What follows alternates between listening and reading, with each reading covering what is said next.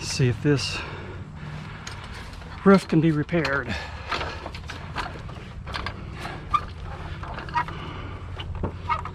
Okay, here's the shingle. It has the hail damage right there. This is the shingle that I'm taking off right here.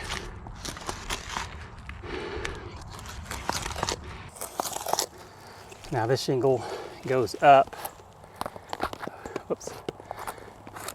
Never chase anything off a roof. So the shingle goes up to about right there. So I'm gonna have to break the seal on this shingle, part of this shingle, this shingle.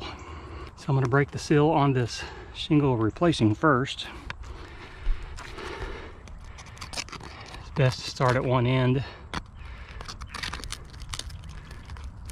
And we're gonna see, we're giving this a good faith effort to see if this roof can be repaired.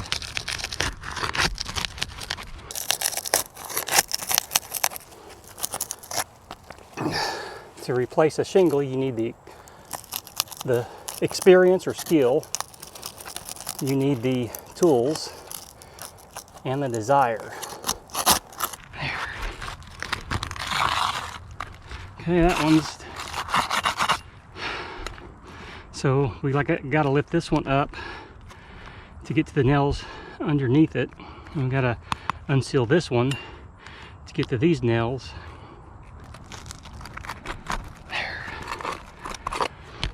Man, those shingles are not very pliable.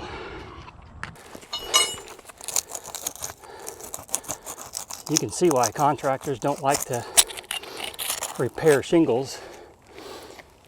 I used to put roofs on and I wouldn't want to do it. It's a lot of work for one shingle. Now, whenever you're doing a shingle repair, there is no line item code for steep charge on doing a single shingle replacement, so you'll need to add some time on the estimate for working on a steep roof. So this is your this is, look, ripped it right there. See, it ripped right there. So let's keep going, because I know the customer. They told me it's okay if I damage some shingles. Told them this would be a good opportunity for training new folks on what a shingle replacement looks like. And so this is your brittleness test. Whenever a contractor ever talks to you about a brittleness test, well, this is it. You actually go in here and try to do a repair. Now you say, what's the big deal? It's just a tear right there. Well, okay. So now I replace this shingle, try to replace this shingle because I damaged it. Well, then I rip that one. So it just never stops. All we're doing right now is just breaking the seal on these. We haven't even got to taking the nails out yet. So even though I've got past where the shingle goes, I've got to try to get underneath here. I need enough flex in the shingle so I can get the nail out. So that's why I'm going over some. Okay, got that shingle loose because you got a nail there. Chances are a lot of these nails are going to be overdriven or driven cockeyed, like that one. Should be 8 nails in here, but that's only if they were fastened correctly, which I doubt they were.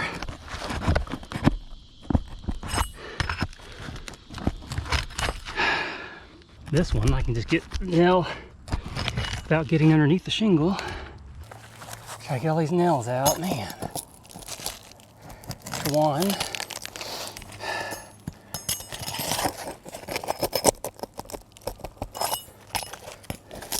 2.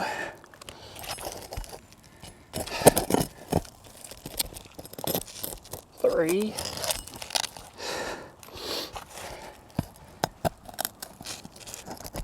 there's 4 extra nails in it right there. So there's a nail somewhere holding it. Right there.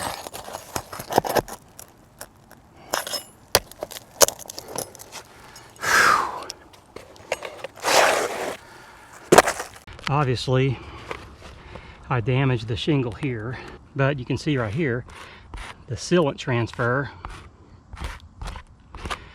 You can reseal these shingles, but that just tells me that these things are sealed down super good. And this roof is, in my opinion, not repairable because I damaged it here and I used extreme care. There's one on the other side of the ridge that I'll show you in a second that I damaged, trying to replace it. This shingle is a weathered wood, just like the one I just took off. We'll just repeat the process. So this has a little nail guide in it. So I'm going to put this right in where it's supposed to be. And you hit the back of this. And you drive it under like that.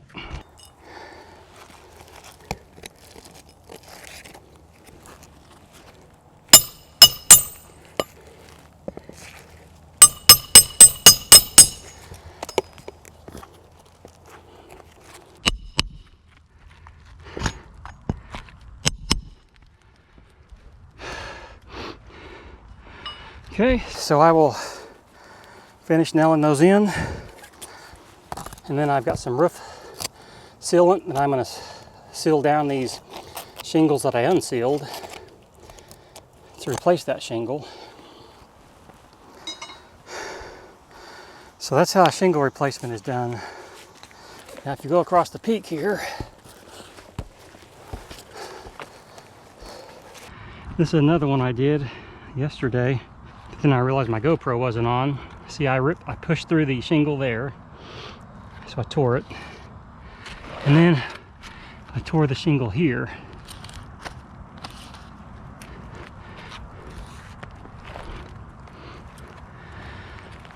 So those would mean this roof is not repairable. Be careful, because getting off the roof and getting on the roof is the most dangerous part.